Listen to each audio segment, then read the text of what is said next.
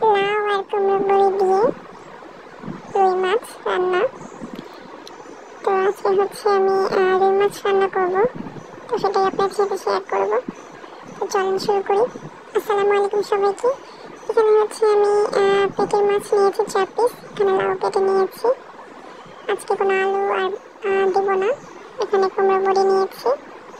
তো আমি তেল গরম করতে দিয়ে দিয়েছি। মাছটাকে আমি প্রথমে ভেজে নেব, হলুদ লবণ দিয়ে মাছটা আমি মাখিয়ে নেব আগে, তারপর হচ্ছে তেলে ভেজে নেব ভালো করে।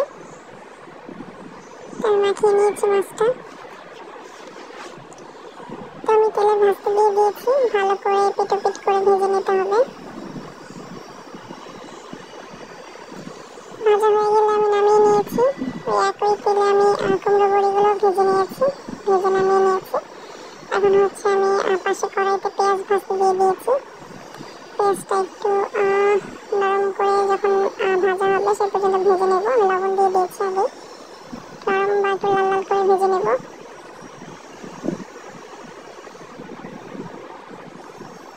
এতে যখন একটু নরম হয়ে আসবে তখন আমি বাটা মশলা অ্যাড করলাম, আদা রসুন জিরা বাটা দিয়ে আমি ভালো করে মিশিয়ে নিচ্ছি।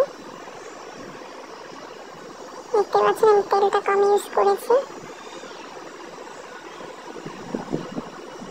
মশলাটা একটু ভাজা হয়ে গেলে আমি সামান্য পরিমাণ পানি অ্যাড করবো যাতে মশলাটা না পুড়ে যায়। এবার আমি ভালো করে মিশিয়ে নেব। এরপর হচ্ছে গুঁড়া মশলাগুলো অ্যাড করবো, হলুদ, মরিচের গুঁড়া, ধনিয়া গুঁড়া দিয়ে দিলাম সব একসাথে। এবার মশলাটাকে ভালো করে কষিয়ে নিতে হবে।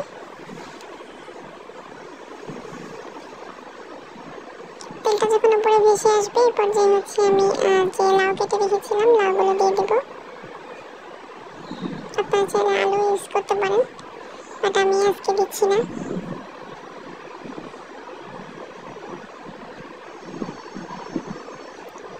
লাউ দিয়ে আমি ভালো করে মশলার সাথে মিশিয়ে নেব এবং এই মশলার সাথে আমি কিছুক্ষণ এটাকে কষিয়ে নেব।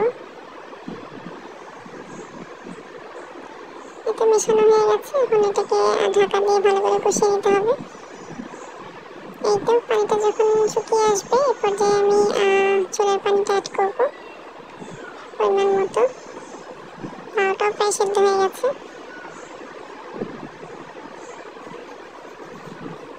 বলক চলে আসা পর্যন্ত ওয়েট করবো।